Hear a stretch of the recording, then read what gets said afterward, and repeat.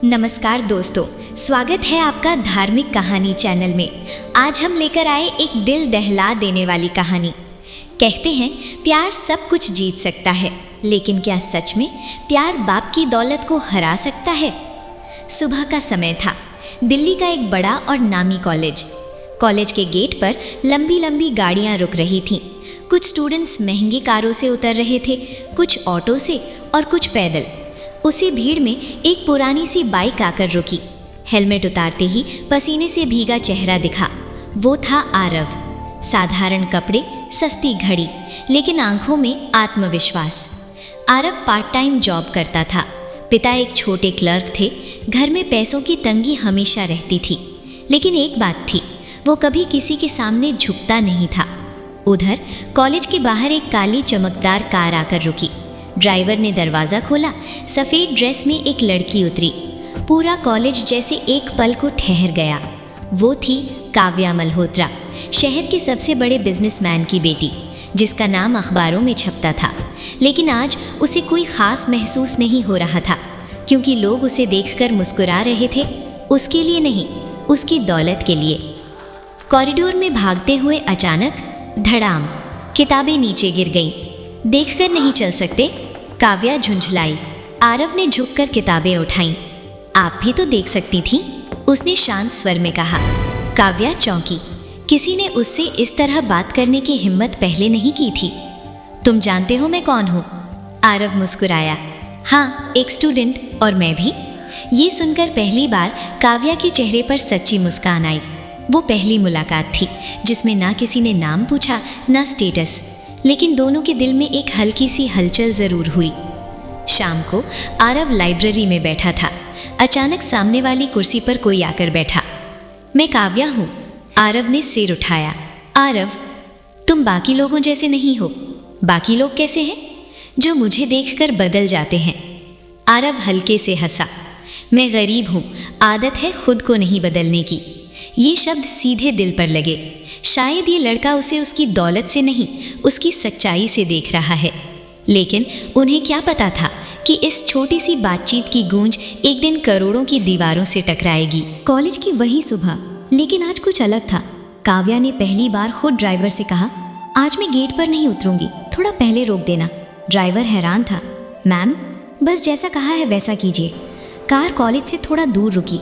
काव्या पैदल अंदर जाने लगी। उसे खुद समझ नहीं आ रहा था कि वो ऐसा क्यों कर रही है। शायद वो देखना चाहती थी क्या आरव उसे बिना उस काली चमचमाती कार के भी पहचान पाएगा।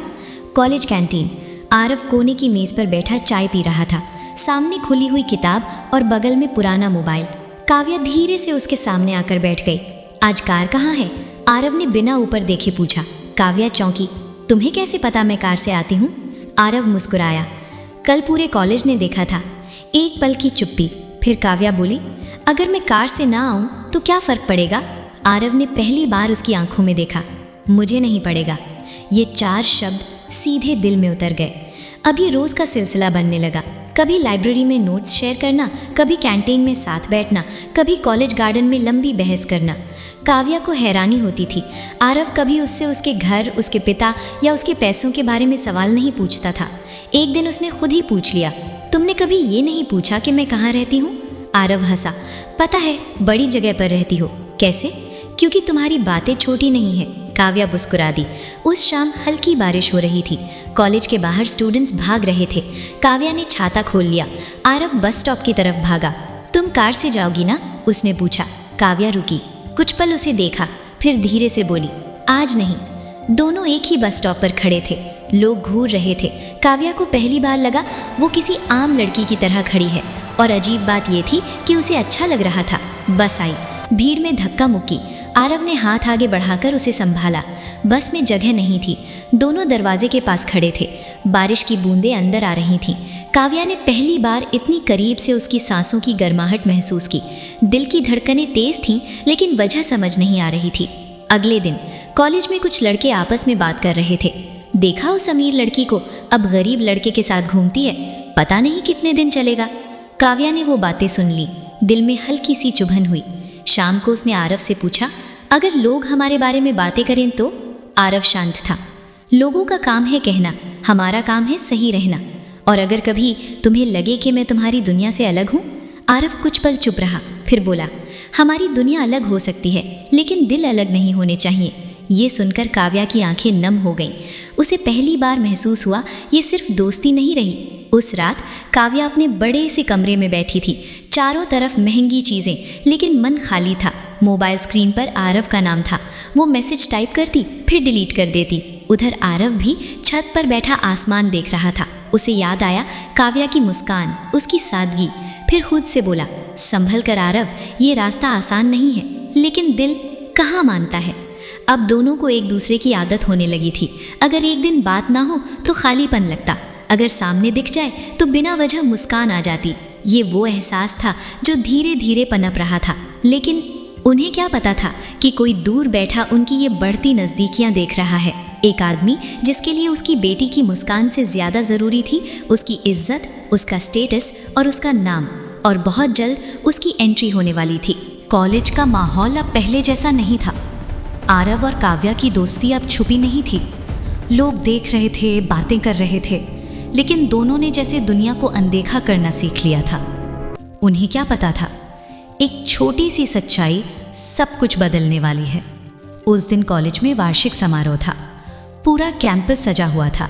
स्टेज पर बड़े बड़े बैनर लगे थे। मीडिया भी मौजूद थी। आरव अपनी ड्यूटी में व्यस्त था, क्योंकि वो इवेंट मैनेजमेंट टीम में पार्ट टाइम काम करता था। अचानक बाहर हलचल हुई। काली चमकचमाती गाड़ियां अंदर आईं। सिक्योरिटी गार्ड्स दौड़ने लगे। किसी ने कहा, शहर के सबसे बड़े उद्योगपति आ रहे हैं।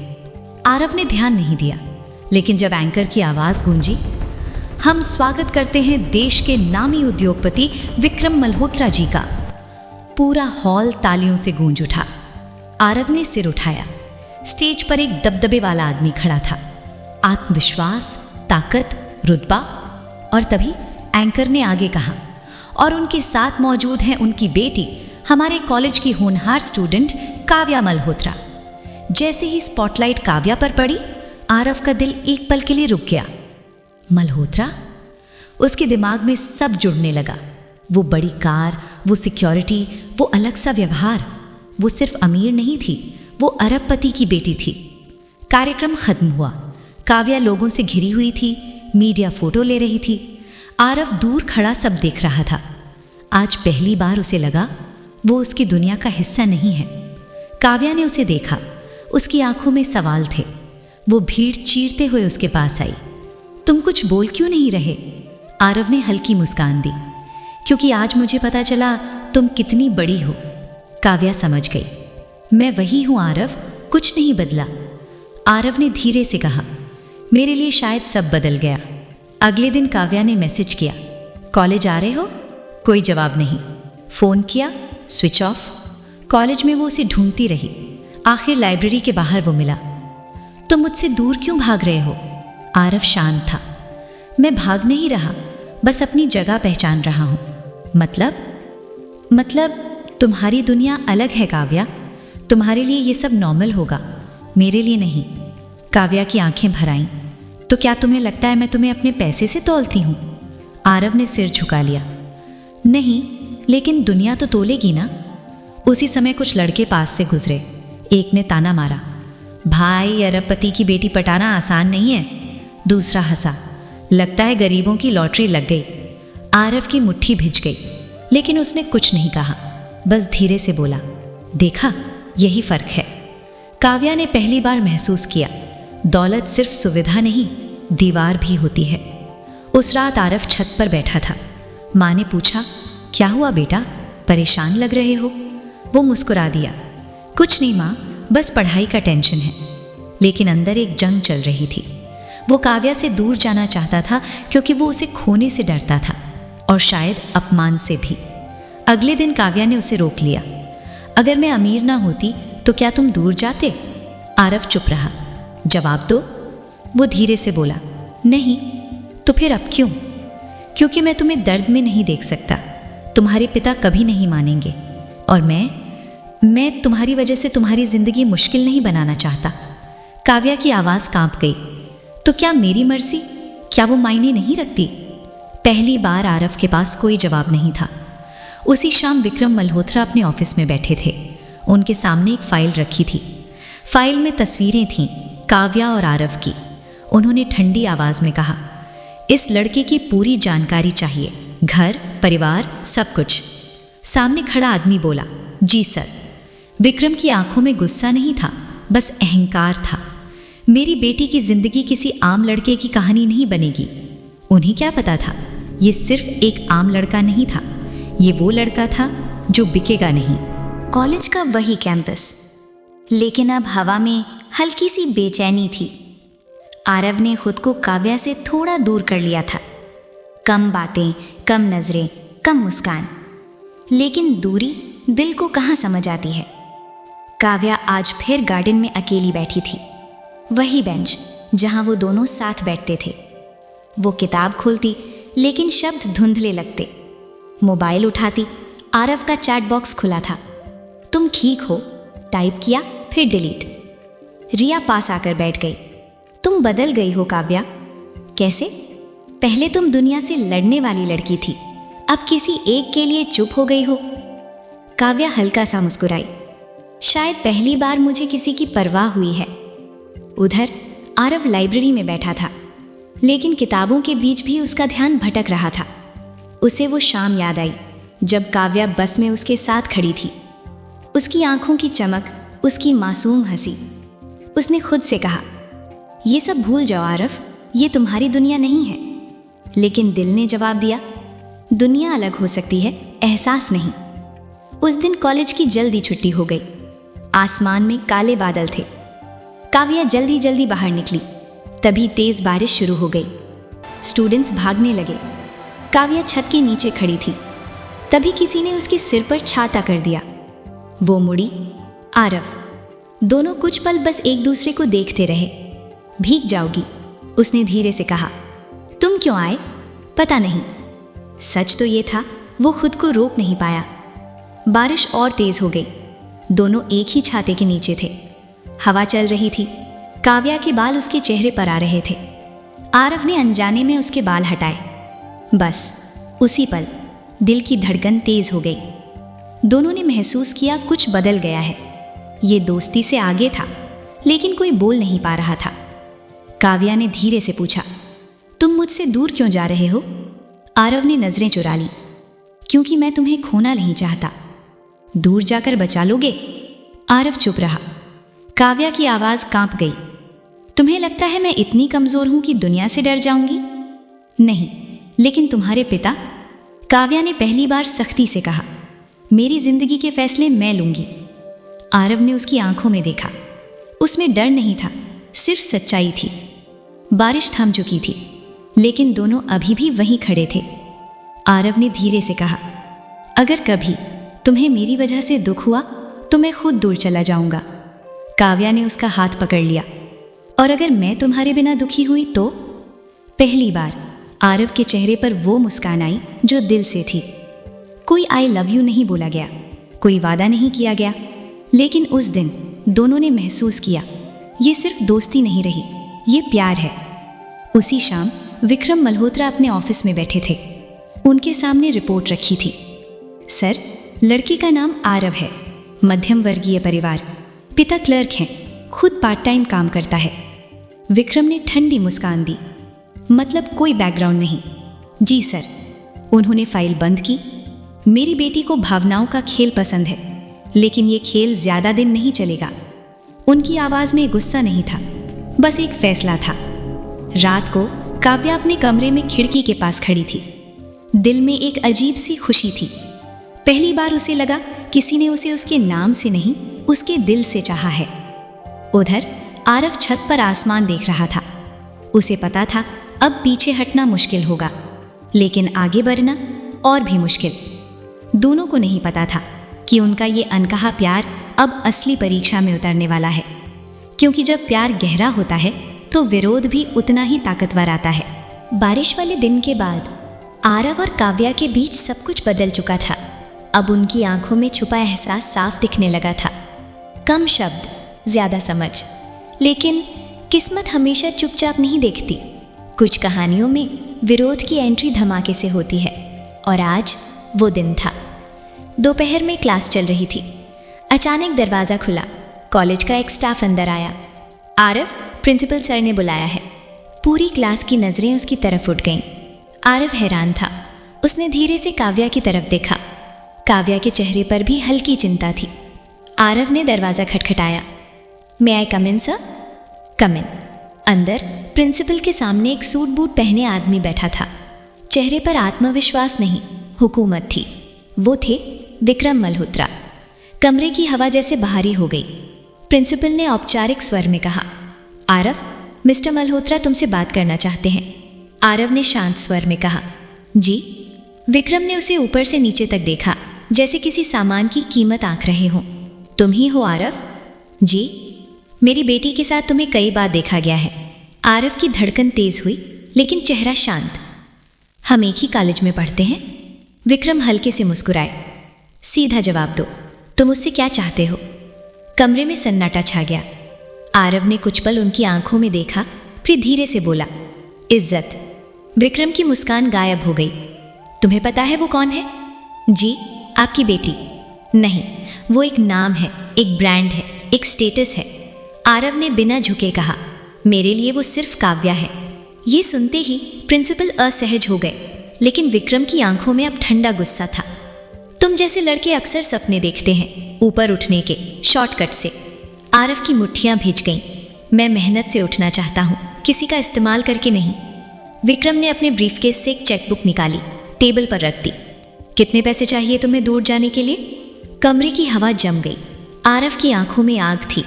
सर, आपको शायद गलत फहमी है। विक्रम ठंडे स्वर में बोले, हर चीज़ की कीमत होती है। आरव ने सीधा जवाब दिया, गरीब हूँ लेकिन बिकाऊ नहीं। ये शब्द कमरे में गूंज गए। प्रिंसिपल ने घबराकर कहा, आरव, तुम जा सकते हो। लेकिन विक्रम की नज़रें अब भी उसी पर थीं। तुम्हें अंदाज़ा नहीं है तुम किससे टकरा रहे हो। आरव ने शांत स्वर में कहा, मैं किसी से नहीं टकरा रहा, बस अपने दिल के साथ खड़ा हूँ। और वो बाहर निकल गया। कॉरिडोर में काव्या खड़ी थी। उसकी आंखों में डर था। पापा ने क्या कहा? आरव ने कुछ पल उसे देखा, फिर हल्के से मुस्कुराया। कुछ नहीं, बस पूछ रहे थे कि मैं क्या चाहता हूँ। और तुमने क्या कहा? कि मैं तुम्हें किसी कीमत पर नहीं बेचूंगा। काव्या की आंखें भर आईं। उस शाम काव्या घर पहुंची। डाइनिंग टेबल पर विक्रम बैठे थे। बैठो, आवाज़ में आदेश था। तुम उस लड़के से दूर रहोगी। क्यों? क्योंकि वो तुम्हारे लायक नहीं है, या आपके स्टेटस के लायक नहीं है। पहली बार बाप बेटी आमने सामने थे। विक्रम ने सख्त स्वर में कहा, तुम्हारी शादी उसी घर में होगी जहां तुम्हारा नाम और ऊंचा हो। और मेरा दिल? विक्रम ने ठंडी आवाज में कहा, दिल फैसले नहीं लेते, दिमाग लेता है। काव्या ने धीरे से जवाब दिया, प्यार में दिमाग नहीं चलता पापा। कमरे में सन्नाटा। विक्रम उठ खड़े हुए। अगर उस लड़के से रिश्ता नहीं तोड़ा तो इस घर से रिश्ता टूट जाएगा। ये शब्द सीधे दिल में उतर गए। उस रात आरव अपने छोटे से घर की छत पर खड़ा था। उसे अंदाजा था अब खेल आसान नहीं रहेगा। उधर काव्या अपने बड़े कमरे में अकेली बैठी थी। पहली बार उसे लगा दौलत पिंजरा भी हो सकती है। और दूर विक्रम मल्होत्रा अपने ऑफिस की खिड़की से शहर देख रहे थे। उनकी आंखों में सिर्फ एक संकल्प था, मेरी बेटी की कहानी किसी गरीब लड़के के नाम नहीं होगी। लेकिन उन्हें नहीं पता था, ये सिर्फ प्यार नहीं था, ये स्वाभिमान की लड़ाई थी। और ये लड़ाई अब खुलकर शुरू हो चुकी थी। कॉलेज के उस दिन के बाद सब कुछ बदल चुका था। अब ये सिर्फ दो दिलों की कहानी नहीं थी, ये एक ताकतवर आदमी की ईगो और एक गरीब लड़के के स्वाभिमान की लड़ाई बन चुकी थी। आरव अपने पार्ट टाइम ऑफिस पहुंचा। वो एक छोटी सी इवेंट मैनेजमेंट कंपनी में काम करता था। जैसे ही अंदर गया, मालिक ने उसे कैबिन में बुलाया। चेहरे पर अजीब सी गंभीरता थी। आरव, हमें अफसोस है, आज से तुम्हारी ज़रूरत नहीं है। आरव चौंका। सर, लेकिन मैंने। ऊपर से दबाव है, बस 3 शब्द, ऊपर से दबाव। आरव सब समझ गया। उसने कुछ नहीं कहा, बस आईडी कार्ड टेबल पर रख दिया। धन्यवाद सर, मौका देने के लिए। वो बाहर निकल गया। बारिश नहीं थी, लेकिन आज उसके अंदर तूफान था। जेब में सिर्फ कुछ 100 रुपए थे। घर का किराया, माँ की दवाई और अब नौकरी भी नहीं। उसे याद आया विक्रम मल्होत्रा की वो ठंडी मुस्कान। हर चीज़ की कीमत होती है। आज पहली बार उसे एहसास हुआ, दौलत सिर्फ ऑफर नहीं देती, दबाव भी बनाती है। शाम को काव्या ने कॉल किया। तुम ऑफिस से जल्दी निकल गए? आरव चुप रहा। क्या हुआ? नौकरी चली गई। कुछ पल के लिए फोन के उस पार सन्नाटा छा गया। क्यों? क्योंकि मैं तुम्हारा दोस्त हूं। काव्या की सांस रुक गई। पापा? आरव ने बीच में रोका। उन्हें दोष मत दो, वो वही कर रहे हैं जो उन्हें सही लगता है। और तुम? मैं भी वही करूंगा जो मुझे सही लगता है। उस रात माँ ने पूछा, आज उदास क्यों हो? आरव ने झूठ बोला, थोड़ा थक गया हूं। लेकिन माँ ने उसके चेहरे को पढ़ लिया। बेटा, गरीबी बुरी नहीं होती, लेकिन खुद को छोटा समझना बुरा होता है। आरव की आंखें भर आईं। मैं छोटा नहीं बनूंगा माँ, चाहे कितनी भी कीमत चुकानी पड़े। अगले दिन आरव को एक कॉल आया। मिस्टर मल्होत्रा आपसे मिलना चाहते हैं। एक 5 स्टार होटल का नाम बताया गया। आरव कुछ पल सोचता रहा, फिर चला गया। लॉबी में सब कुछ चमक रहा था। सूट पहने लोग, महंगे परफ्यूम की खुशबू, और बीच में बैठे थे विक्रम मल्होत्रा। बैठो। आरव बैठ गया। टेबल पर एक फाइल रखी थी। विक्रम ने शांत स्वर में कहा, ये तुम्हारे फ्यूचर की टिकट है। फाइल में था विदेश में पढ़ाई का ऑफर, पूरी स्कॉलरशिप, रहने खाने का खर्च। बस एक शर्त है। आरव ने बिना देखे पूछा, काव्या से दूर रहना? हमेशा के लिए। कुछ पल चुप्पी रही। विक्रम ने आगे कहा, तुम्हारे जैसे लड़के सपने देखते हैं, मैं तुम्हें मौका दे रहा हूं।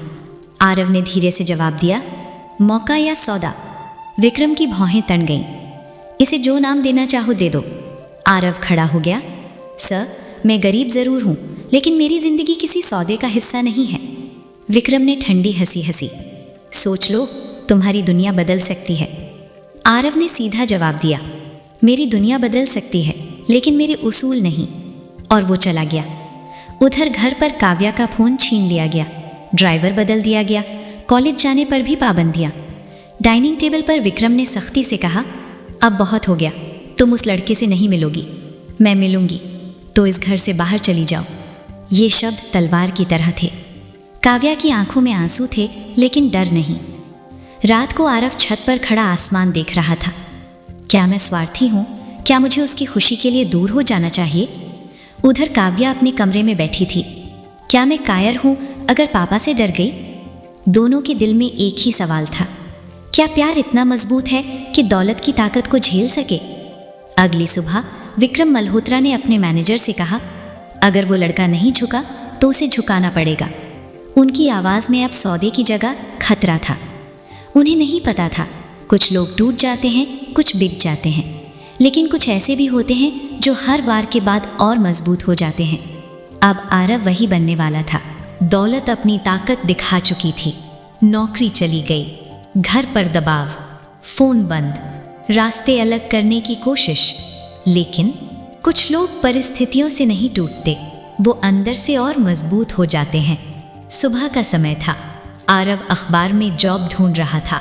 हर जगह एक ही जवाब, हम आपको कॉल करेंगे। लेकिन कॉल नहीं आता। माँ ने धीरे से पूछा, बेटा, पढ़ाई पर ध्यान दे रहे हो ना? आरव ने मुस्कुराने की कोशिश की। हाँ माँ, सब ठीक है। लेकिन वो जानता था, अब सिर्फ पढ़ाई नहीं, इज्जत दांव पर है। आरव एक इंटरव्यू देने गया। छोटा सा ऑफिस, उम्मीद की एक किरण। मैनेजर ने रेज्यूमे देखा, सब ठीक था। लेकिन तभी उसके फ़ोन पर एक कॉल आया। वो बाहर गया, कुछ मिनट बाद लौटा। चेहरा बदला हुआ था। सॉरी आरव, हम आपको नहीं रख सकते। क्यों? बस पॉलिसी इशू। आरव समझ गया, ये पॉलिसी नहीं थी, ये पावर थी। उधर काव्या घर में जैसे कैद थी। ड्राइवर हर जगह साथ, फ़ोन मॉनिटर, दोस्तों से दूरी। उसने रिया से मिलना तय किया, कॉलेज के गार्डन में। मैं उससे बात भी नहीं कर पा रही। उसकी आवाज़ कांप रही थी। रिया ने गंभीर स्वर में कहा, तुम्हारे पापा बहुत पावरफुल हैं काव्या, लेकिन हर पावर के सामने कोई ना कोई खड़ा होता है, और अगर वो लड़ाई में हार गया तो? रिया ने जवाब दिया, तो समझ लेना वो लड़का प्यार नहीं, सिर्फ सपना था। काव्या ने तुरंत कहा, नहीं, वो सपना नहीं है। शाम को विक्रम मल्होत्रा ने फिर से आरव को बुलाया, इस बार अपने ऑफिस में। कमरा बड़ा था, दीवारों पर अवार्ड्स थे। सामने बैठे थे विक्रम मल्होत्रा। लगता है तुमने ऑफर पर विचार नहीं किया। आरव शांत था। किया था, जवाब वही है। विक्रम ने फाइल टेबल पर फेंकी। तुम्हारी वजह से मेरी बेटी घर में रो रही है और आपकी वजह से मेरी माँ मेरे चेहरे का सच पढ़ रही है। कुछ पल सन्नाटा रहा। विक्रम झुककर बोले, आखिरी बार कह रहा हूँ, दूर हो जाओ, मैं तुम्हारी जिंदगी बना दूंगा। आरव की आंखों में चमक थी। मेरी जिंदगी आप बना नहीं सकते सर, क्योंकि वो पहले से बनी हुई है। क्या है तुम्हारे पास? इज्जत। ये शब्द हवा को चीर गए। विक्रम की आवाज़ अब ठंडी नहीं, खतरनाक थी। अगर तुम नहीं झुके तो तुम्हारा रास्ता ऐसा बनाऊंगा कि तुम खुद घुटनों पर आ जाओ। आरव ने धीरे से कहा, घुटने टेकना मैंने सीखा ही नहीं। वो मुड़ा और बिना पीछे देखे बाहर निकल गया। उस रात आरव के घर पर मकान मालिक आया। 2 महीने से किराया लेट है। माँ घबरा गई। आरव ने कहा, 2 दिन दीजिए। दरवाज़ा बंद हुआ। माँ ने उसकी तरफ देखा। बेटा, अगर कोई मुसीबत है तो मुझे बता। आरव की आंखें भर आईं, लेकिन उसने कहा, सब ठीक हो जाएगा। अंदर से वो टूट रहा था। उधर काव्या अपने कमरे में बैठी थी, आंखों में आंसू लेकिन मन में आग। उसने पहली बार खुद से पूछा, अगर मैं चुप रही तो क्या मैं उसके साथ अन्याय करूंगी? उसे याद आया आरव का वो जवाब, गरीब हूँ, बिकाऊ नहीं। उसने धीरे से कहा, और मैं डरपोक नहीं हूँ। अगली सुबह कॉलेज के गेट पर सभी की नज़रें एक दृश्य पर टिक गईं। काव्या अकेली खड़ी थी, ड्राइवर नहीं, सिक्योरिटी नहीं। कुछ देर बाद आरव वहाँ पहुँचा। दोनों की नज़रें मिली, कोई शब्द नहीं, बस एक फैसला। काव्या ने सबके सामने उसका हाथ पकड़ लिया। पूरा कॉलेज सन रह गया। दूर खड़ी एक काली कार में कोई ये सब देख रहा था। उसकी आंखों में गुस्सा नहीं था, बस एक चुनौती। अब ये जंग खुलेआम होगी। आज पहली बार ये रिश्ता छुपा नहीं था। कॉलेज के गेट पर हाथ थामने वाला वो पल शहर में आग की तरह फैल गया। वीडियो बन चुके थे, फुसफुसाहटें तेज हो चुकी थीं। अरबपति को बेटी गरीब लड़के के साथ, लेकिन जिस जगह सबसे ज्यादा तूफान उठा था वो था मल्होत्रा हाउस। डाइनिंग टेबल पर सन्नाटा था। विक्रम मल्होत्रा अखबार पढ़ रहे थे, लेकिन उनकी नज़रें शब्दों पर नहीं, एक तस्वीर पर अटकी थीं। तस्वीर कॉलेज गेट की, काव्या और आरव हाथ थामे हुए। कागज़ मेज़ पर गिरा। बस अब बहुत हो गया। उनकी आवाज़ शांत थी, लेकिन वो शांति तूफान से पहले वाली थी। शाम को घर में मेहमान आए, महंगी कारें, सूट बूट वाले लोग, मुस्कुराहटें, औपचारिक बातें। काव्या को नीचे बुलाया गया। सीढ़ियों से उतरते हुए उसने देखा सामने एक युवा बिजनेसमैन बैठा था, आत्मविश्वासी, महंगे कपड़े, हाथ में डायमंड घड़ी। विक्रम ने परिचय कराया, ये हैं मनीष सिंघानिया और ये है मेरी बेटी काव्या। काव्या समझ गई ये मुलाकात नहीं थी, ये फैसला था। रात को विक्रम ने काव्या को अपने स्टडी रूम में बुलाया। मैंने तुम्हारा रिश्ता मनीष से तय कर दिया है। काव्या की सांस अटक गई। मुझसे पूछे बिना? मैं तुम्हारा पिता हूँ, लेकिन मेरी जिंदगी मेरी है। विक्रम की आवाज़ सख्त हो गई। वो लड़का तुम्हें कुछ नहीं दे सकता। काव्या की आंखें नम थीं। वो मुझे इज्जत देता है। इज्जत से घर नहीं चलते, लेकिन बिना इज्जत के घर होते भी नहीं। कमरे में सन्नाटा। विक्रम ने आखिरी शब्द कहे, सगाई अगले हफ्ते है। काव्या अपने कमरे में आई, दरवाज़ा बंद किया, आईने में खुद को देखा। क्या मैं इतनी कमज़ोर हूँ कि अपने प्यार के लिए खड़ी नहीं हो सकती? उसने फ़ोन उठाया, कई बार कॉल किया। आखिरकार आरव ने फ़ोन उठाया। हेलो। आवाज़ सुनते ही उसकी आंखें भर आईं। पापा ने मेरी सगाई तय कर दी। कुछ पल सिर्फ खामोशी। छत पर खड़ा आरव आसमान देख रहा था। दिल में आग थी, लेकिन आवाज़ शांत। तुम खुश हो? तुम्हें लगता है मैं खुश हो सकती हूँ? आरव ने गहरी सांस ली। अगर तुम्हें लगता है तुम्हें लड़ना चाहिए तो मैं तुम्हारे साथ हूँ, और अगर मैं हार गई तो मैं तुम्हें दोष नहीं दूंगा। काव्या रो पड़ी। मैं हारना नहीं चाहती। घर में सजावट शुरू हो गई। गहने चुने जा रहे थे, डिज़ाइनर कपड़े आ गए थे। सोशल सर्कल में खबर फैल चुकी थी, मल्होत्रा हाउस में शाही सगाई।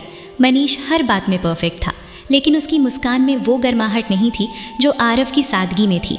अगले दिन कॉलेज में पोस्टर लगे थे, काव्या मल्होत्रा की सगाई की बधाई। लोग फुसफुसा रहे थे। आरव चुप था। किसी ने ताना मारा, भाई कहानी यहीं ख़त्म। लेकिन वो जानता था कहानी अभी ख़त्म नहीं हुई। उस शाम काव्या ने आईने में सगाई की अंगूठी पहनी। उसे ऐसा लगा जैसे वो अंगूठी नहीं, बंधन है। उधर आरव ने अपने हाथ की मुट्ठी भींची। ये जंग मैं पैसे से नहीं, मेहनत से जीतूंगा। लेकिन समय कम था और अगला हफ्ता उनकी जिंदगी बदलने वाला था। शाम का आसमान धुंधला था। बादल ऐसे जमा थे जैसे कोई बड़ा फैसला होने वाला हो। हवेली के बाहर मीडिया की गाड़ियां खड़ी थी। कैमरों की फ्लैश लाइटें लगातार चमक रही थीं। अंदर माहौल और भी भारी था। विक्रांत अपने कमरे में अकेला खड़ा था। हाथ में वो फाइल थी जो उसे 2 दिन पहले मिली थी। उस फाइल में वो सच छुपा था जो उसके पिता की बनाई हुई पूरी इमेज को गिरा सकता था। दरवाज़ा धीरे से खुला। आर्या अंदर आई। विक्रांत, नीचे सब तुम्हारा इंतज़ार कर रहे हैं, उसने धीमे स्वर में कहा। विक्रांत ने उसकी तरफ देखा। उसकी आंखों में डर नहीं था, लेकिन एक गहरी थकान थी। आर्या, अगर आज मैंने ये सब खोल दिया तो शायद मैं सब खो दूंगा। आर्या मुस्कुराई। अगर आज तुमने सच नहीं बोला तो तुम खुद को खो दोगे। विक्रांत कुछ पल चुप रहा, फिर उसने फाइल बंद की और नीचे की ओर बढ़ गया। हॉल में राजदीप मल्होत्रा अपने वकीलों और कुछ उद्योगपतियों के साथ बैठे थे। चेहरा शांत था, लेकिन आंखों में बेचैनी थी। तो विक्रांत, तुम कुछ कहना चाहते थे? उन्होंने औपचारिक स्वर में पूछा। मीडिया के कैमरे ऑन हो गए। विक्रांत आगे बढ़ा। हाँ डैड, आज मैं सिर्फ आपका बेटा नहीं, इस कंपनी का डायरेक्टर बनकर बोल रहा हूँ। मैंने पिछले 6 महीनों में कंपनी की कई फाइलें देखी हैं और मुझे कुछ ऐसे ट्रांजैक्शन मिले हैं जो कानून के खिलाफ हैं। राजदीप का चेहरा सख्त हो गया। तुम्हें अंदाज़ा है तुम क्या कह रहे हो? विक्रांत ने फाइल टेबल पर रख दी। हाँ, ये डील्स इन नकली कंपनियों के नाम पर जो असल में आपकी शेल कंपनियां हैं। कमरे में हलचल मच गई। एक उद्योगपति बोला, ये आरोप बहुत गंभीर हैं। राजदीप उठ खड़े हुए। ये सब झूठ है। ये लड़का भावनाओं में बह गया है, कोई इसे भड़का रहा है। विक्रांत ने सीधे उनकी आंखों में देखा। मुझे किसी ने नहीं भड़काया, ये दस्तावेज खुद बोल रहे हैं। अचानक एक बुजुर्ग कर्मचारी आगे आया। सर, अगर विक्रांत सर सही कह रहे हैं तो हमें भी जवाब चाहिए। ये वही कर्मचारी था जिसने 30 साल इस कंपनी में बिताए थे। धीरे धीरे और लोग बोलने लगे। राजदीप का साम्राज्य पहली बार हिल रहा था। उन्होंने गुस्से में कहा, विक्रांत, अगर तुमने ये कदम उठाया तो तुम्हारा नाम, तुम्हारी हिस्सेदारी सब खत्म कर दूंगा। विक्रांत की आवाज़ स्थिर थी। नाम आपने दिया है, लेकिन ज़मीर मेरा है। आर्या दूर खड़ी सब देख रही थी। उसकी आंखों में आंसू थे, लेकिन वो मुस्कुरा रही थी। हॉल खाली होने लगा। मीडिया बाहर जा चुकी थी। अब सिर्फ 2 लोग आमने सामने थे। राजदीप ने धीमे स्वर में कहा, तुमने मुझे सबके सामने अपमानित कर दिया। विक्रांत बोला, मैंने आपको नहीं, गलत को चुनौती दी है। राजदीप ने गहरी सांस ली। तुम समझते नहीं हो विक्रांत, ये दुनिया आदर्शों से नहीं चलती, ये ताकत से चलती है। विक्रांत ने जवाब दिया, और ताकत का क्या फ़ायदा अगर वो इंसानियत छीन ले? कुछ पल की चुप्पी। राजदीप की आंखों में पहली बार एक हल्की कमजोरी दिखी। उसी रात खबर चैनलों पर चलने लगी। मल्होत्रा ग्रुप पर वित्तीय अनियमितताओं का आरोप। सोशल मीडिया पर बहस छिड़ गई। कंपनी के शेयर गिरने लगे। आर्या ने विक्रांत का हाथ पकड़ा। अब जो होगा साथ में झेलेंगे। विक्रांत ने उसकी तरफ देखा। आज मैंने बाप की दौलत को चुनौती दी है, लेकिन पता नहीं सच्चा प्यार इस तूफान को झेल पाएगा या नहीं। आर्या ने दृढ़ स्वर में कहा, प्यार तभी सच्चा होता है जब वो दौलत के खिलाफ भी खड़ा हो सके। अगले दिन सरकारी नोटिस आ गया। जांच शुरू होगी। राजदीप मल्होत्रा पहली बार कानून के घेरे में थे, और विक्रांत, वो अपने ही घर में अजनबी बन चुका था, लेकिन उसकी आंखों में अब डर नहीं था। वहाँ एक सुकून था, सच बोलने का सुकून। सुबह का सूरज उगा, लेकिन मल्होत्रा हवेली में उजाला नहीं आया। टीवी पर हर चैनल पर एक ही खबर चल रही थी, मल्होत्रा ग्रुप पर आयकर और प्रवर्तन विभाग की जांच। राजदीप मल्होत्रा अपने स्टडी रूम में बैठे थे। फोन लगातार बज रहे थे। वकील, राजनेता, बिजनेस पार्टनर, हर कोई पूछ रहा था, ये सब क्या है? लेकिन उनके मन में सिर्फ एक सवाल था, विक्रांत ने ये कैसे कर दिया? दोपहर के करीब काले सूट पहने अधिकारी हवेली के गेट पर पहुंचे। हम जांच के लिए आए हैं, मुख्य अधिकारी ने कहा। हवेली का दरवाज़ा खुला और अंदर एक नया तूफान घुस आया। फाइलें, कंप्यूटर, लॉकर सब सील होने लगे। घर के नौकर घबराए हुए थे। आर्या दूर खड़ी सब देख रही थी। उसने विक्रांत की तरफ देखा। तैयार हो? उसने पूछा। विक्रांत ने धीमे से सिर हिलाया। अब पीछे मुड़ने का सवाल नहीं। राजदीप ने विक्रांत को अपने कमरे में बुलाया। दरवाज़ा बंद होते ही उनका स्वर बदल गया। तुमने जो किया उसका अंजाम समझते हो? विक्रांत शांत था। मैंने सिर्फ सच कहा है। राजदीप हंसे, लेकिन वो हंसी दर्द भरी थी। सच? ये दुनिया सच से नहीं चलती बेटा। मैंने तुम्हारे लिए ये साम्राज्य खड़ा किया ताकि तुम्हें कभी झुकना ना पड़े, और तुमने उसी को जला दिया। विक्रांत ने पहली बार थोड़ा ऊंचे स्वर में कहा, आपने साम्राज्य बनाया, लेकिन उसमें इंसानियत की जगह कहाँ थी? राजदीप कुछ पल चुप रहे, फिर धीरे से बोले, ठीक है, अगर तुम सच के इतने ही पुजारी हो तो इस घर से, इस कंपनी से, इस नाम से अभी और इसी वक्त रिश्ता खत्म कर दो। कमरे में सन्नाटा। आर्या दरवाजे के बाहर खड़ी सब सुन रही थी। विक्रांत ने गहरी सांस ली। अगर मेरी चुप्पी की कीमत ये सब है तो मैं तैयार हूँ, मैं अपना हिस्सा छोड़ता हूँ। राजदीप की आंखें फैल गईं। तुम्हें अंदाजा है तुम क्या खो रहे हो? विक्रांत ने हल्की मुस्कान के साथ कहा, दौलत खो रहा हूँ लेकिन खुद को पा रहा हूँ। शाम तक विक्रांत ने अपने कमरे का सामान एक छोटे बैग में रख लिया।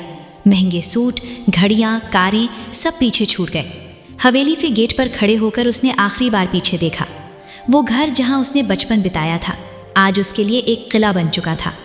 आर्या उसके पास आई। तुम अकेले नहीं हो, उसने उसका हाथ थामते हुए कहा। विक्रांत की आंखों में नमी थी। आज पहली बार समझ आया, बाप की दौलत से बड़ा सहारा किसी का साथ होता है। हवेली की बालकनी से राजदीप अपने बेटे को जाते हुए देख रहे थे। उनकी आंखों में गुस्सा नहीं था अब, बस एक गहरा खालीपन था।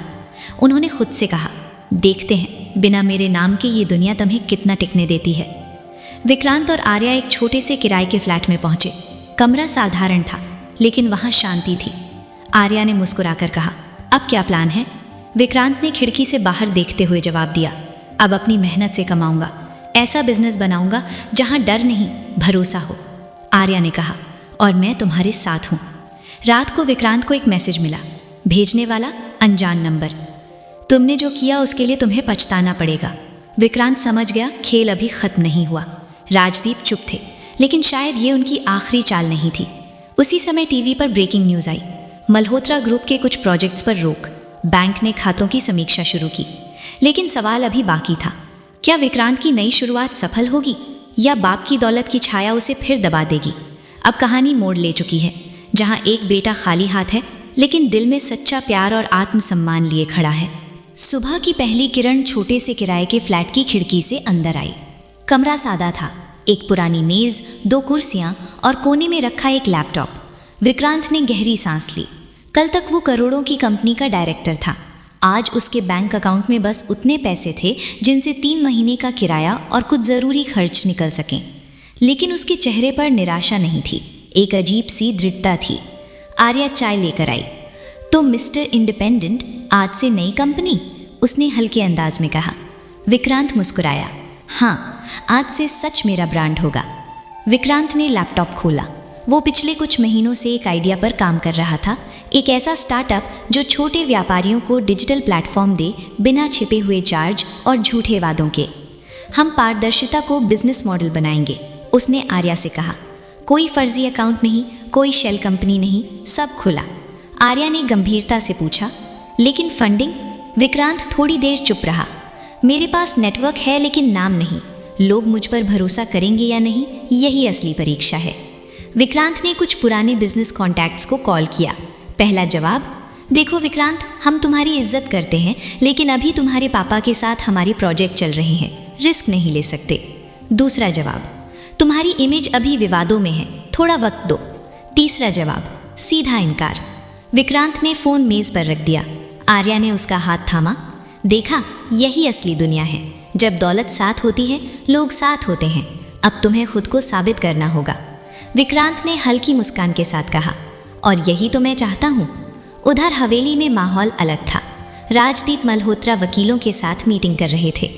कंपनी की इमेज बचानी है, उन्होंने सख्त स्वर में कहा, और अगर ज़रूरत पड़ी तो विक्रांत को इस सब का जिम्मेदार दिखाना होगा। एक वकील ने झिझकते हुए पूछा, सर, क्या आप अपने ही बेटे पर केस करेंगे?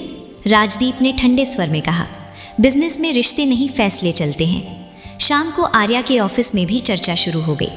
तुम विक्रांत के साथ हो ना? उसकी सहेली ने पूछा।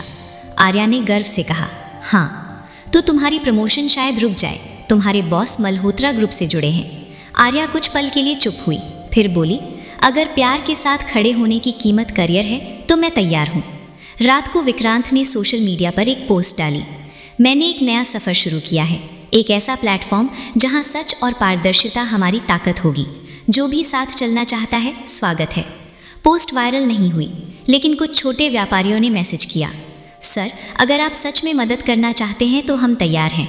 विक्रांत की आंखों में चमक आ गई। यही मेरा पहला निवेश है, भरोसा। उसी रात विक्रांत को एक कानूनी नोटिस मिला। आपके बयान से कंपनी की प्रतिष्ठा को नुकसान पहुंचा है, आप पर मानहानि का दावा किया जा सकता है। विक्रांत समझ गया, राजदीप ने पहला वार कर दिया है।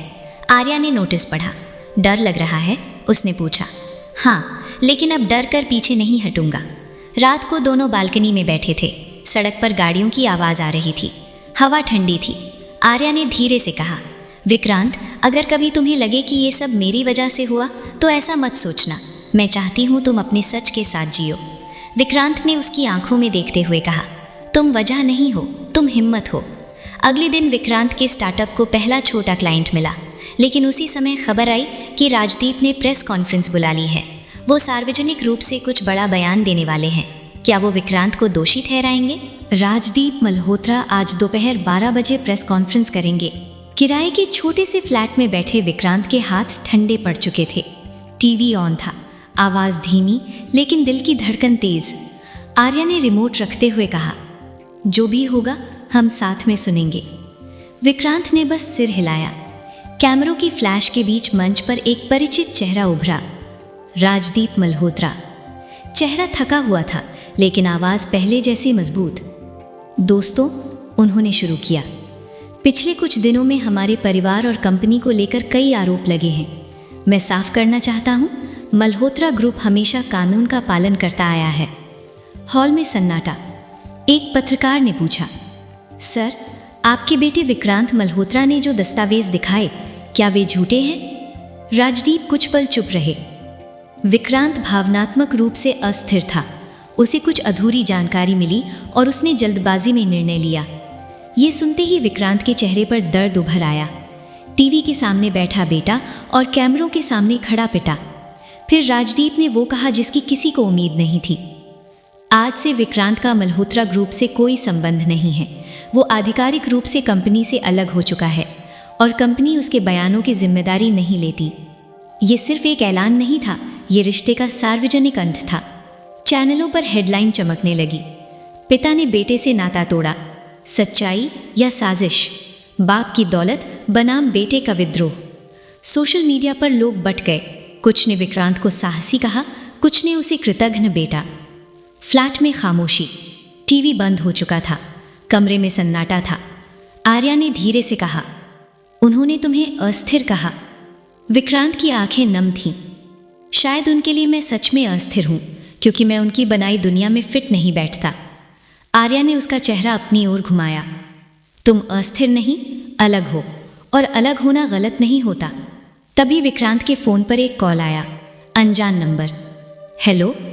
दूसरी तरफ से एक गंभीर आवाज़ आई, मैं प्रवर्तन विभाग से बोल रहा हूँ, हमें आपके दिए गए दस्तावेज़ों के बारे में और जानकारी चाहिए। विक्रांत का दिल जोर से धड़कने लगा। जी, मैं सहयोग करूँगा। फ़ोन कट गया। आर्या ने पूछा, क्या हुआ? विक्रांत ने धीमे से कहा, अब ये सिर्फ पारिवारिक लड़ाई नहीं रही, अब ये कानूनी जंग है। उधर हवेली में प्रेस कॉन्फ्रेंस खत्म हो चुकी थी। कमरे में सिर्फ राजदीप थे और दीवार पर टंगी एक पुरानी फोटो। उस फोटो में छोटा सा विक्रांत उनके कंधों पर बैठा हंस रहा था। राजदीप ने फोटो को देखा। पहली बार उनके चेहरे पर पछतावे की हल्की रेखा उभरी। उन्होंने खुद से कहा, क्या सच में मैं गलत हूँ या बस उसे समझा नहीं पाया? लेकिन अगले ही पल उनका फ़ोन बजा। सर, कुछ बड़े निवेशक पीछे हट रहे हैं। राजदीप की आंखें फिर कठोर हो गईं। कंपनी बचानी है, किसी भी कीमत पर। रात को विक्रांत बालकनी में खड़ा आसमान देख रहा था। आज उन्होंने दुनिया के सामने रिश्ता ख़त्म कर दिया। उसने धीमे से कहा। आर्या उसके पास आई। रिश्ते कागज़ों से ख़त्म नहीं होते, दिल में अगर जगह बची हो तो उम्मीद भी बची रहती है। विक्रांत ने हल्की मुस्कान दी, लेकिन अभी उम्मीद से ज़्यादा लड़ाई बची है। अगले दिन खबर आई, सरकारी जांच में मल्होत्रा ग्रुप की कुछ फाइलें संदिग्ध पाई गईं। जांच की खबर ने शहर की हवा बदल दी थी। मल्होत्रा ग्रुप के शेयर लगातार गिर रहे थे, निवेशक असमंजस में थे, और इस तूफान के बीच एक छोटे से फ्लैट में दो लोग अपने भविष्य का हिसाब लगा रहे थे। विक्रांत लैपटॉप के सामने बैठा था। एक एक्सेल शीट खुली थी। हमारे पास सिर्फ 2 महीने का रनवे है, उसने गंभीर स्वर में कहा। अगर इस बीच फंडिंग नहीं मिली तो स्टार्टअप बंद करना पड़ेगा। आर्या ने शांत होकर पूछा, और अगर बंद करना पड़ा तो? विक्रांत ने धीमे से कहा, तो शायद मुझे कोई नौकरी ढूंढनी पड़ेगी, और वो भी ऐसी जहां मेरा नाम बोझ न बने। कमरे में चुप्पी छा गई। उसी शाम आर्या ऑफिस से लौटी तो उसके चेहरे पर अजीब सी शांति थी। मुझे प्रमोशन ऑफर हुआ था, उसने कहा। विक्रांत खुश हुआ। ये तो अच्छी खबर है, आर्या ने उसकी आंखों में देखते हुए कहा। शर्त ये थी कि मैं तुम्हारे स्टार्टअप से दूरी बना लूं और मीडिया से साफ कह दूं कि तुम्हारे फैसलों से मेरा कोई लेना देना नहीं। विक्रांत सन्न रह गया।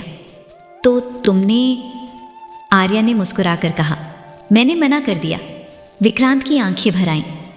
तुम्हें ऐसा नहीं करना चाहिए था। मैं नहीं चाहता कि तुम मेरी वजह से कुछ खो। आर्या ने दृढ़ता से कहा। मैं तुम्हारी वजह से कुछ नहीं खो रही, मैं अपने चुनाव की वजह से पा रही हूँ। उधर राजदीप मल्होत्रा के सामने रिपोर्ट रखी थी। सरकारी जांच में कुछ ट्रांजैक्शन संदिग्ध पाए गए थे। एक वकील बोला, सर, अगर बात बढ़ी तो गिरफ्तारी तक जा सकती है। राजदीप ने मेज पर हाथ मारा। सबूत कमजोर करो, जो भी करना पड़े करो। वकील ने झिझकते हुए कहा, सर, अब मीडिया और एजेंसियां बहुत सक्रिय हैं। राजदीप पहली बार थके हुए लगे। रात को विक्रांत और आर्या के बीच पहली बड़ी बहस हुई। तुम हर चीज अकेले क्यों झेलना चाहते हो, आर्या ने पूछा। मुझसे भी दूर हो रहे हो। विक्रांत चिढ़ गया। मैं तुम्हें इस गंदगी में और नहीं घसीटना चाहता। आर्या की आवाज कांप गई। ये गंदगी नहीं, तुम्हारा सच है, और अगर मैं तुम्हारे सच में साथ नहीं हूं तो प्यार किस काम का? कमरे में सन्नाटा छा गया। कुछ पल बाद विक्रांत ने धीमे से कहा, मुझे डर है कहीं इस जंग में मैं तुम्हें न खो दूं। आर्या की आंखों से आंसू बह निकले। अगर डर से ही फैसले लेने हैं तो फिर तुम अपने पिता से अलग कैसे हो? ये शब्द तीर की तरह लगे।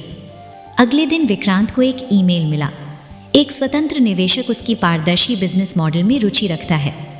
हम मिलना चाहते हैं। विक्रांत की धड़कन तेज हो गई। ये मौका था या जाल? आर्या ने कहा, जाओ, लेकिन अपने सच के साथ। उसी समय हवेली में एक और फैसला हुआ। राजदीप ने मीडिया में एक और बयान देने की योजना बनाई, जिसमें विक्रांत को गलत सलाहकारों के प्रभाव में आया बताया जाएगा। उसे कमज़ोर दिखाओ, उन्होंने आदेश दिया, ताकि उसकी विश्वसनीयता खत्म हो जाए। शाम को विक्रांत बालकनी में अकेला खड़ा था। आर्या उसके पास आई। हम लड़ रहे हैं लेकिन दुश्मन एक दूसरे नहीं हैं, उसने कहा। विक्रांत ने उसका हाथ पकड़ा। अगर कभी मैं हार गया तो? आर्या ने जवाब दिया, तो हम फिर से शुरू करेंगे, दौलत से नहीं, भरोसे से। अगले दिन निवेशक से मुलाकात तय हो गई, लेकिन उसी सुबह खबर आई, मल्होत्रा ग्रुप पर कानूनी शिकंजा और कसा। सीईओ से पूछताछ संभव। शहर में हलचल थी। क्या राजदीप गिरने वाले हैं? सुबह की हवा में हल्की घबराहट घुली हुई थी। आज विक्रांत की उस निवेशक से पहली औपचारिक मुलाकात थी, वही जो उसकी पारदर्शिता मॉडल में दिलचस्पी दिखा रहा था। आर्या ने जाते जाते बस इतना कहा, याद रखना, पैसा सबसे ज़रूरी नहीं है, शर्तें पढ़ लेना और लोगों को भी। विक्रांत हल्का सा मुस्कुराया। अब मैं आंख बंद करके भरोसा नहीं करूँगा। शहर के एक शांत कॉन्फ्रेंस हॉल में विक्रांत पहुंचा। सामने बैठे थे राघव सिंघानिया, करीब 50 साल के, सधे हुए शब्द, तेज नज़र। मिस्टर विक्रांत, राघव ने हाथ मिलाते हुए कहा, आपकी कहानी दिलचस्प है। पिता के खिलाफ खड़ा होना आसान नहीं। विक्रांत ने सीधा जवाब दिया, मैं पिता के खिलाफ नहीं, गलत के खिलाफ खड़ा हुआ हूँ। राघव हल्का सा मुस्कुराए। और अब आप मुझसे फंडिंग चाहते हैं? मैं साझेदारी चाहता हूँ, विक्रांत ने स्पष्ट किया, जहाँ हम साफ शर्तों पर काम करें। राघव ने एक फाइल आगे बढ़ाई। मैं 10 करोड़ का निवेश कर सकता हूँ, लेकिन 60% इक्विटी मेरी होगी और निर्णय लेने का अंतिम अधिकार भी। विक्रांत कुछ सेकंड चुप रहा। 60% मतलब उसका सपना, उसकी कंपनी किसी और के हाथ में। और अगर मैं मना कर दूं तो? उसने पूछा। राघव ने शांत स्वर में कहा, तो आपके पास 2 महीने का रनवे है। बाजार भावनाओं से नहीं चलता। मीटिंग के बीच ही विक्रांत के फ़ोन पर एक मैसेज आया, आर्या का। सावधान रहना, मैंने राघव सिंघानिया के बारे में कुछ पढ़ा है। वो पहले भी कई स्टार्टअप्स को टेक ओवर कर चुके हैं। विक्रांत का दिल धड़क उठा। उसने राघव की तरफ देखा। आपकी पिछली कंपनियों में से 3 अचानक आपके कंट्रोल में आ गईं। राघव ने मुस्कुराते हुए कहा, बिजनेस में जो कमज़ोर होता है वो बिक जाता है। कमरे में कुछ पल की खामोशी। विक्रांत ने फाइल बंद कर दी। मुझे माफ़ कीजिए मिस्टर सिंघानिया, मैं अपनी कंपनी को किसी के अहंकार का हिस्सा नहीं बनाना चाहता। राघव की मुस्कान गायब हो गई। सोच लीजिए, दुनिया आदर्शों से नहीं चलती। विक्रांत ने वही जवाब दिया जो उसने अपने पिता से कहा था, लेकिन इंसान आदर्शों के बिना नहीं चलता। वो उठकर बाहर आ गया। दूसरी तरफ बड़ा झटका। उसी समय खबर आई, सरकारी एजेंसियों ने मल्होत्रा ग्रुप के मुख्य दफ्तर पर छापा मारा। हवेली में अफरा तफरी मच गई। राजदीप मल्होत्रा को पूछताछ के लिए बुलाया गया। उनके चेहरे पर पहली बार साफ डर दिखाई दिया। शाम को विक्रांत को एक कॉल आया, अनजान नंबर। अगर तुम बयान वापस ले लो तो सब संभल सकता है। दूसरी तरफ से आवाज़ आई। विक्रांत समझ गया ये संदेश हवेली से आया है। और अगर मैं मना कर दूं तो? उसने पूछा। तो तुम्हारे पिता को इसकी कीमत चुकानी पड़ेगी। फ़ोन कट गया। विक्रांत ने सब आर्या को बताया। क्या तुम बयान वापस लोगे? उसने धीरे से पूछा। विक्रांत की आंखों में उथल पुथल थी। अगर मैं पीछे हट जाऊं तो शायद वो बच जाए, लेकिन फिर मैं खुद से नज़रें नहीं मिला पाऊंगा। आर्या ने शांत स्वर में कहा, सच्चा प्यार कभी तुम्हें गलत करने के लिए मजबूर नहीं करेगा, और एक सच्चा पिता भी अपने बेटे से सच छिपाने की उम्मीद नहीं करेगा। विक्रांत की आंखों में आंसू आ गए। रात को खबर चली, राजदीप मल्होत्रा से देर रात तक पूछताछ। शहर में चर्चा थी, क्या गिरफ्तारी होगी? और इधर विक्रांत का स्टार्टअप बिना निवेश के खड़ा था। रात के 11:30 बजे दरवाजे की घंटी बजी। विक्रांत और आर्या दोनों चौंक गए। इतनी रात को कौन? दरवाज़ा खोला तो सामने खड़े थे राजदीप मल्होत्रा। पहली बार बिना सुरक्षा, बिना गाड़ियों के काफिले के, सिर्फ एक साधारण कार में आए हुए। उनका चेहरा थका हुआ था, आंखों के नीचे गहरी लकीरें थीं। आर्या ने एक पल के लिए विक्रांत की तरफ देखा। विक्रांत ने दरवाज़ा पूरी तरह खोल दिया। अंदर आइए। हवेली के आलीशान हॉल के आदि राजदीप अब इस छोटे से फ्लैट में बैठे थे। एक साधारण सोफा, एक छोटी मेज और दीवार पर टंगा कैलेंडर। कुछ सेकंड तक कोई नहीं बोला। आखिर राजदीप ने कहा, मैं यहाँ बहस करने नहीं आया। विक्रांत ने शांत स्वर में जवाब दिया, तो किस लिए आए हैं? राजदीप ने उसकी आंखों में देखा। मैं चाहता हूँ तुम अपना बयान वापस ले लो। कमरे की हवा भारी हो गई। अगर तुम ऐसा कर दो तो जांच कमज़ोर हो जाएगी, कंपनी बच जाएगी, और मैं भी? विक्रांत ने धीरे से पूछा, और सच? राजदीप चुप रहे। क्या तुम्हें लगता है मैं जो कर रहा हूँ वो सिर्फ कंपनी के लिए है? उन्होंने कहा, मैंने ये साम्राज्य तुम्हारे लिए बनाया था, ताकि तुम्हें कभी किसी के सामने हाथ न फैलाना पड़े। विक्रांत की आवाज़ कांप गई। लेकिन आपने कभी पूछा कि मुझे क्या चाहिए? कुछ पल का सन्नाटा। राजदीप ने पहली बार अपनी आंखें झुका लीं। जब मैं तुम्हारी उम्र का था, मेरे पास कुछ नहीं था। मैंने अपमान झेला है, गरीबी देखी है। मैं नहीं चाहता था कि तुम वो सब देखो। विक्रांत धीरे से बोला, लेकिन आपने ये तय कर लिया कि मुझे आपकी तरह बनना है, बिना ये जाने कि मैं कौन बनना चाहता हूँ। राजदीप के चेहरे पर दर्द उभर आया। अब तक चुप खड़ी आर्या आगे आई। सर, अगर एक पिता अपने बेटे को सच बोलने से रोक दे तो वो दौलत किस काम की? राजदीप ने उसे गौर से देखा। तुम्हें बिजनेस की समझ नहीं है। आर्या ने शांत स्वर में कहा, शायद नहीं, लेकिन मुझे इंसानियत की समझ है। राजदीप ने जेब से एक कागज़ निकाला। ये एक ड्राफ्ट है, तुम बस ये साइन कर दो कि तुम्हारे बयान में गलत फहमी थी, बाकी मैं संभाल लूँगा। विक्रांत ने कागज़ हाथ में लिया। कुछ सेकंड उसे देखा। ये साइन उसके पिता को बचा सकता था, लेकिन उसके सिद्धांत को तोड़ देता। उसने कागज़ धीरे से मेज़ पर रख दिया। मैं आपको बचाना चाहता हूँ, लेकिन झूठ बोलकर नहीं। राजदीप की आंखें लाल हो गईं। तो तुम मुझे गिरते हुए देखोगे? विक्रांत की आवाज़ टूट गई। मैं आपको गिरते नहीं देखना चाहता, मैं चाहता हूँ आप खुद खड़े हों। कुछ पल दोनों की आंखों में आंसू थे। राजदीप ने धीरे से कहा, शायद मैं अच्छा बिजनेसमैन हूँ, लेकिन अच्छा पिता नहीं बन पाया। ये शब्द पहली बार उनके मुंह से निकले थे। विक्रांत का दिल भर आया। अभी भी देर नहीं हुई, उसने कहा। राजदीप उठे, दरवाजे तक पहुंचे, रुककर पीछे मुड़े। अगर कल कुछ भी होता है तो याद रखना, मैंने तुम्हें कभी दुश्मन नहीं समझा। विक्रांत की आंखें नम थीं, और मैंने आपको कभी दुश्मन माना ही नहीं। दरवाज़ा बंद हो गया।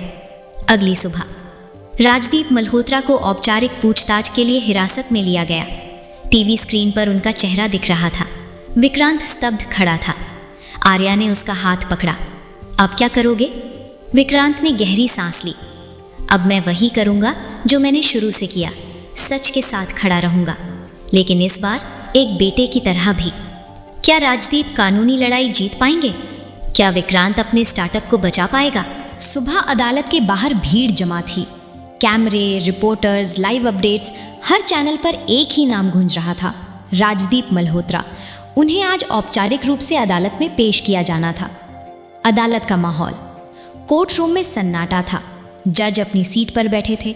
सरकारी वकील दस्तावेजों के ढेर के साथ तैयार थे। राजदीप अंदर लाए गए। पहली बार उनके चेहरे पर वो अडिग आत्मविश्वास नहीं था। दर्शक दीर्घा में विक्रांत बैठा था। आज वो सिर्फ एक बिजनेसमैन नहीं, एक बेटा भी था। आर्या उसके पास थी। सरकारी वकील ने कहा, माननीय अदालत, प्रारंभिक जांच में कई संदिग्ध वित्तीय लेन देन पाए गए हैं। शेल कंपनियों के माध्यम से टैक्स चोरी और अवैध निवेश के संकेत मिले हैं। कमरे में हलचल हुई। राजदीप के वकील तुरंत खड़े हुए। ये आरोप अधूरे दस्तावेजों पर आधारित हैं। हम पूरी तरह सहयोग कर रहे हैं। सरकारी वकील ने एक नया दस्तावेज पेश किया। यहाँ एक ट्रांसफर रिकॉर्ड है जिसमें मुख्य हस्ताक्षर किसी और के हैं। सबकी नज़रें फाइल पर टिक गई। नाम पढ़ा गया, कुणाल मेहता, कंपनी का पूर्व CFO। कोर्ट में फुसफुसाहट शुरू हो गई। छिपा हुआ खिलाड़ी। जांच अधिकारी ने बयान दिया, प्रारंभिक साक्ष्यों से संकेत मिलता है कि कई ट्रांजैक्शन CFO के निर्देश पर हुए। राजदीप मल्होत्रा को हर डील की पूरी जानकारी थी या नहीं, ये अभी स्पष्ट नहीं है। विक्रांत चौंक गया। क्या उसके पिता ने सच में हर चीज़ खुद नहीं की थी, या कोई और खेल खेल रहा था? पिता की नज़र। राजदीप ने दर्शक दीर्घा में बैठे विक्रांत को देखा। उनकी आंखों में पहली बार एक अलग सी भावना थी, गुस्सा नहीं, शायद उम्मीद। अदालत की कार्यवाही स्थगित हुई। बाहर मीडिया ने विक्रांत को घेर लिया। क्या आपको लगता है आपके पिता निर्दोष हैं? क्या आपने गलत आरोप लगाए? विक्रांत कुछ सेकंड चुप रहा, फिर कहा, मैंने जो देखा वही बताया। अगर जांच में नया सच सामने आता है तो मैं उसे भी स्वीकार करूंगा। आर्या ने उसकी तरफ गर्व से देखा। शाम को खबर आई, पूर्व CFO कुणाल मेहता देश छोड़ने की कोशिश में एयरपोर्ट से हिरासत में लिए गए। विक्रांत के दिमाग में सवालों का तूफान था। क्या उसके पिता को किसी ने मोहरे की तरह इस्तेमाल किया, या वे खुद भी इस खेल का हिस्सा थे? अदालत से लौटते समय राजदीप को कुछ मिनटों के लिए परिवार से मिलने की अनुमति मिली। विक्रांत उनके सामने खड़ा था। राजदीप ने धीमे स्वर में कहा, हर चीज़ वैसी नहीं है जैसी दिखती है। विक्रांत ने पूछा, क्या आप सच में सब जानते थे? राजदीप ने सीधा जवाब नहीं दिया। मैंने कुछ फैसले आंख बंद करके भरोसे में किए, और शायद वही मेरी सबसे बड़ी गलती थी। विक्रांत की आवाज़ भर्रा गई। आपने मुझ पर भरोसा क्यों नहीं किया? राजदीप ने पहली बार उसका हाथ थामा। क्योंकि मैं हमेशा डरता रहा कि कहीं तुम भी मेरी तरह ना बन जाओ। दोनों की आंखें नम थीं। जांच टीम ने संकेत दिया, कुछ ट्रांजैक्शन के पीछे राजनीतिक दबाव की संभावना भी है। अब मामला और गहरा हो चुका था। कोर्ट रूम फिर भरा हुआ था। आज सबकी नज़र एक ही शख्स पर थी, कुणाल मेहता, मल्होत्रा ग्रुप का पूर्व CFO। वही आदमी जिसके हस्ताक्षर संदिग्ध ट्रांजैक्शनों पर मिले थे। उसे कड़ी सुरक्षा में अंदर लाया गया। चेहरे पर तनाव साफ दिख रहा था। सरकारी वकील ने सवाल शुरू किया, क्या इन शेल कंपनियों का संचालन आपके निर्देश पर हुआ? कुणाल ने पानी पिया, कुछ सेकंड चुप रहा, फिर बोला, हाँ, ऑपरेशन मेरी निगरानी में था। कोर्ट में हलचल मच गई। राजदीप की आंखें उस पर टिकी थीं। क्या राजदीप मल्होत्रा को इन लेन देन की पूरी जानकारी थी? पूरा कोर्ट रूम सन्न रह गया। कुणाल ने धीरे से कहा, उन्हें कुछ मुख्य निवेशों की जानकारी थी, लेकिन कई ट्रांजैक्शन मैंने बिना उनकी स्पष्ट अनुमति के किए। जज ने गंभीर स्वर में पूछा, क्यों? कुणाल ने सिर झुका लिया। राजनीतिक दबाव था। कुछ नेताओं और बाहरी निवेशकों ने प्रोजेक्ट्स में हिस्सा मांगा। अगर हम मना करते तो कंपनी के बड़े कॉन्ट्रैक्ट रुक जाते। क्या आप ये कह रहे हैं कि ये पूरा नेटवर्क आपके और बाहरी लोगों के बीच था? वकील ने पूछा। कुणाल ने गहरी सांस ली। मैंने कई फैसले खुद लिए। राजदीप सर हर फाइल की बारीकी में शामिल नहीं थे। दर्शक दीर्घा में बैठे विक्रांत के मन में हलचल मच गई। क्या उसके पिता पूरी तरह दोषी नहीं थे? राजदीप अब भी शांत बैठे थे, लेकिन उनकी आंखों में आंसू की हल्की परत थी। शायद उन्हें पहली बार लगा उनकी चुप्पी, उनका अंधा भरोसा आज इस मुकाम तक ले आया। ब्रेक के दौरान मीडिया ने खबर चला दी। सीएफओ ने कई ट्रांजैक्शन की जिम्मेदारी ली। राजदीप की भूमिका पर सवाल कमजोर। विक्रांत बाहर खड़ा था। आर्या ने पूछा, क्या तुम पछता रहे हो? विक्रांत ने धीमे से कहा, मैंने सच के आधार पर फैसला लिया था। अगर नया सच सामने आ रहा है तो मुझे उसे स्वीकार करना होगा। शाम को राजदीप और विक्रांत की फिर छोटी सी मुलाकात हुई। मैं निर्दोष नहीं हूँ विक्रांत, मैंने आंखें बंद करके भरोसा किया और शायद ताकत के लालच में बहुत कुछ अनदेखा किया। विक्रांत ने कहा, गलती मान लेना ही पहला कदम है। राजदीप ने हल्की मुस्कान दी, तुम मुझसे बेहतर इंसान निकले। उसी रात खबर आई, कुणाल मेहता की तबीयत अचानक बिगड़ गई। उसे अस्पताल ले जाया गया। अफवाहें फैलने लगी। क्या उसे चुप कराने की कोशिश हुई? अब मामला सिर्फ कॉर्पोरेट फ्रॉड नहीं रहा, ये साजिश की दिशा में बढ़ रहा था। इसी बीच विक्रांत के स्टार्टअप को एक बड़ा ऑर्डर मिला। कुछ छोटे व्यापारियों के समूह ने उसकी पारदर्शी प्रणाली अपनाने का फैसला किया। विक्रांत की आंखों में उम्मीद जगी। शायद सच में ताकत है, उसने कहा। आर्या मुस्कुराई, और प्यार में भी। रात के 2 बजे शहर के बड़े अस्पताल के बाहर पुलिस की गाड़ियां खड़ी थीं। आईसीयू के बाहर कड़ी सुरक्षा। अंदर भर्ती था कुणाल मेहता, जिसने अदालत में आधा सच बोला था और शायद बाकी आधा अभी उसके सीने में बंद था। डॉक्टरों के मुताबिक उन्हें फूड पॉइजनिंग जैसे लक्षण थे, लेकिन कुछ संकेत संदिग्ध हैं। क्या ये महज संयोग था या किसी ने उसे चुप कराने की कोशिश की? विक्रांत की बेचैनी। सुबह होते ही विक्रांत अस्पताल पहुंचा। आर्या उसके साथ थी। अगर कुणाल कुछ और बताने वाला था और उसे कुछ हो गया तो? विक्रांत ने कहा। आर्या ने गंभीर स्वर में जवाब दिया, तो सच दबेगा नहीं, बस देर होगी। एक जांच अधिकारी ने विक्रांत को अलग ले जाकर कहा, कुणाल ने बयान देने से पहले एक ईमेल ड्राफ्ट किया था जिसमें उसने ऊपर के दबाव का जिक्र किया है। ऊपर मतलब? विक्रांत ने पूछा।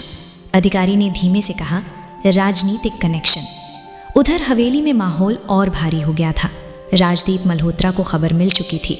उन्होंने वकील से पूछा, क्या कुणाल ने मेरा नाम लिया? अभी तक नहीं, लेकिन अगर वो ठीक होकर पूरा बयान देता है तो कई बड़े नाम सामने आ सकते हैं। राजदीप कुछ देर चुप रहे।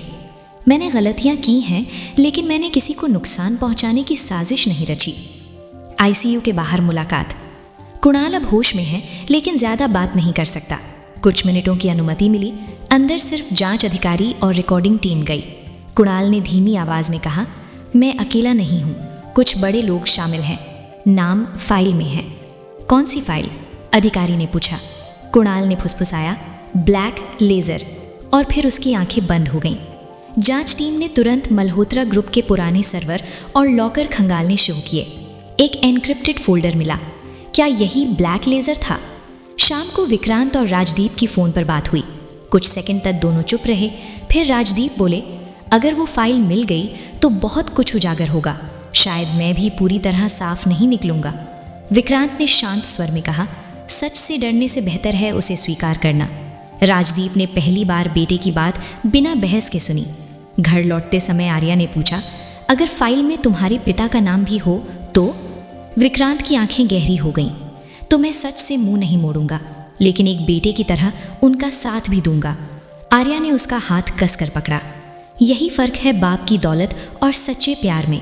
दौलत बचाने के लिए सच छिपता है, प्यार बचाने के लिए सच स्वीकार करता है। रात के 12:30 बजे जांच एजेंसी के साइबर विभाग में रोशनी जल रही थी। कंप्यूटर स्क्रीन पर एनक्रिप्टेड फोल्डर खुला था, BL_आर्काइव। पासवर्ड ब्रेक हो चुका था। कमरे में मौजूद हर अधिकारी जानता था ये फाइल सिर्फ एक कंपनी नहीं, कई ताकतवर लोगों की किस्मत बदल सकती है। पहली शीट सामने आई, ऑफ रिकॉर्ड एलोकेशंस, तारीखें, रकम और नाम। कुछ राजनीतिक हस्तियां, कुछ विदेशी निवेशक और मल्होत्रा ग्रुप के कई प्रोजेक्ट कोड। अधिकतर ट्रांजैक्शन CFO कुणाल मेहता की डिजिटल सिग्नेचर से हुए थे। फाइल के आखिर में एक नोट मिला, chairman unaware of tactical reallocations, pressure exerted via external channels. जांच अधिकारी ने गहरी सांस ली। ये नोट अगर असली है तो इसका मतलब है कि चेयरमैन यानी राजदीप मल्होत्रा को हर डिटेल की जानकारी नहीं थी। अगर वो पूरी तरह अनजान थे तो उन्होंने आंख बंद करके इतने बड़े ऑपरेशन को कैसे चलने दिया? सुबह होते होते मीडिया में लीक हो गया। ब्लैक लेजर में कई बड़े नाम, राजदीप की भूमिका संदिग्ध लेकिन निर्णायक नहीं। हवेली में बैठे राजदीप ने खबर सुनी, उनकी आंखें नम हो गईं। मैंने कभी चाहा नहीं था कि बात यहाँ तक पहुँचे, उन्होंने खुद से कहा। किराए के फ्लैट में टीवी चल रहा था। विक्रांत चुप बैठा था। आर्या ने पूछा, अब क्या महसूस कर रहे हो? विक्रांत ने धीमे से कहा, राहत भी और शर्म भी। शर्म क्यों? क्योंकि मैं समझता था कि वे हर गलत फैसले के पीछे खुद हैं, लेकिन शायद वे सिर्फ ताकत के खेल में बह गए थे। अगली सुनवाई में जांच अधिकारी ने बताया, ब्लैक लेजर में ऐसे प्रमाण मिले हैं जो दर्शाते हैं कि कई फैसले सीएफओ और बाहरी दबाव में हुए हैं। चेयरमैन की प्रत्यक्ष भूमिका सीमित दिखती है, लेकिन निगरानी की कमी स्पष्ट है। नेतृत्व का अर्थ सिर्फ लाभ नहीं, जवाबदेही भी है। राजदीप ने सिर झुका लिया। पिता पुत्र की आंखें। कोर्टरूम में दोनों की नजरें मिली। इस बार उनमें टकराव नहीं था, एक मौन स्वीकारोक्ति थी। कोर्ट के बाहर पत्रकारों ने विक्रांत से पूछा, क्या अब आप अपने पिता के समर्थन में खड़े होंगे? विक्रांत ने साफ शब्दों में कहा, मैं सच के समर्थन में खड़ा हूं। अगर जांच ये साबित करती है कि उन्होंने लापरवाही की तो उन्हें उसकी जिम्मेदारी लेनी होगी, लेकिन अगर वे साजिश का हिस्सा नहीं थे तो उन्हें दोषी कहना भी गलत होगा। ये बयान सोशल मीडिया पर वायरल हो गया। शाम को राजदीप ने आधिकारिक बयान जारी किया, मैं कंपनी के संचालन में हुई लापरवाही की जिम्मेदारी स्वीकार करता हूँ। अगर मेरी चुप्पी या भरोसे ने गलत को बढ़ावा दिया तो मैं उसके लिए उत्तरदायी हूँ। ये पहली बार था जब उन्होंने खुलेआम अपनी गलती मानी। रात को विक्रांत और आर्या बालकनी में बैठे थे। शायद दौलत इतनी मजबूत नहीं थी जितना हम सोचते थे, विक्रांत ने कहा। आर्या मुस्कुराई। दौलत दीवारें खड़ी करती है, प्यार पुल बनाता है। रात की ठीक 9 बजे वर्मा ग्रुप का सबसे बड़ा ऑडिटोरियम रोशनी से जगमगा रहा था। बाहर मीडिया की भीड़, अंदर परिवार, बिजनेस पार्टनर और शहर के बड़े चेहरे। आज सिर्फ एक इवेंट नहीं था, आज फैसला होना था। बाप की दौलत वर्सेस सच्चा प्यार, आखिर जीता कौन? विक्रम व्हीलचेयर पर बैठे थे। उम्र ने शरीर को कमज़ोर किया था, पर आंखों में वही तेज था। उनके दाईं ओर आर्यन, बाईं ओर नेहा, दोनों के बीच दूरी लेकिन दिलों में तूफान। विक्रम ने माइक पकड़ा। आज मैं अपनी पूरी संपत्ति का फैसला करूंगा, लेकिन उससे पहले मैं अपने बेटे से एक सवाल पूछना चाहता हूं। पूरा हॉल शांत। आर्यन, अगर मैं तुम्हें सब कुछ दे दूं, कंपनी, शेयर, प्रॉपर्टी, और कहूं कि बदले में तुम्हें नेहा को छोड़ना होगा, तो तुम्हारा फैसला क्या होगा? सांसें रुक गईं। कैमरे आर्यन पर। नेहा की आंखें भर आईं। आर्यन ने माइक लिया। पापा, मैंने बचपन से सब कुछ देखा है, पैसा, पावर, प्रेस्टीज, पर एक चीज़ कभी नहीं मिली, सुकून। वो मुझे नेहा के साथ मिला। अगर मुझे चुनना है तो मैं दौलत नहीं, दिल चुनूंगा। हॉल में सन्नाटा। नेहा रो पड़ी। विक्रम की आंखों में आंसू थे। आज मैं हार गया और मुझे इस हार पर गर्व है। पूरा हॉल चौंका। सच्चाई का खुलासा। विक्रम बोले, मैंने तुम्हें परखा था आर्यन। मुझे डर था कि तुम सिर्फ विरासत के सहारे जीना सीखोगे, लेकिन आज तुमने साबित किया तुम मेरे बेटे नहीं, तुम मेरा गर्व हो। उन्होंने फाइल उठाई। मेरी 70% संपत्ति एक ट्रस्ट में जाएगी जो गरीब बच्चों की शिक्षा के लिए काम करेगा। हॉल में तालियां। 20% कंपनी के कर्मचारियों में बांटी जाएगी। सब दंग। और 10% आर्यन और नेहा को, ताकि वो अपनी नई शुरुआत अपने दम पर करें। नेहा की बारी। नेहा आगे आई। अंकल। नहीं पापा, आपने आज साबित कर दिया कि असली अमीरी दिल की होती है। विक्रम मुस्कुराए। विक्रम ने आर्यन का हाथ नेहा के हाथ में रखा। अब ये लड़ाई खत्म। अब सिर्फ एक रिश्ता शुरू। पूरा हॉल खड़ा हो गया। तालियों की गूंज। अचानक विक्रम को हल्का सा चक्कर आया। सब घबरा गए। विक्रम ने धीरे से कहा, मैं ठीक हूं, बस अब चैन है। कुछ महीनों बाद आर्यन और नेहा ने एक छोटा स्टार्टअप शुरू किया, बिना वर्मा नाम के। धीरे धीरे वो कंपनी खड़ी हुई, क्योंकि उसमें पैसा नहीं, भरोसा लगा था। वर्मा ट्रस्ट ने हजारों बच्चों को स्कूल पहुंचाया। शहर में लोग कहने लगे कि वर्मा की असली दौलत अब उसकी सोच है। एक शाम विक्रम बगीचे में बैठे थे। आर्यन उनके पास आया। पापा, आपने जीत किसे दी? विक्रम मुस्कुराए। जीत किसी एक की नहीं थी। जब प्यार और जिम्मेदारी साथ खड़े हो तो हारता सिर्फ अहंकार है। तो आखिर जीता कौन? बाप की दौलत या सच्चा प्यार? शायद जवाब ये है, जब प्यार सच्चा हो तो दौलत उसका रास्ता बनती है, दीवार नहीं। दौलत विरासत में मिल सकती है, पर इज्जत और प्यार कमाने पड़ते हैं।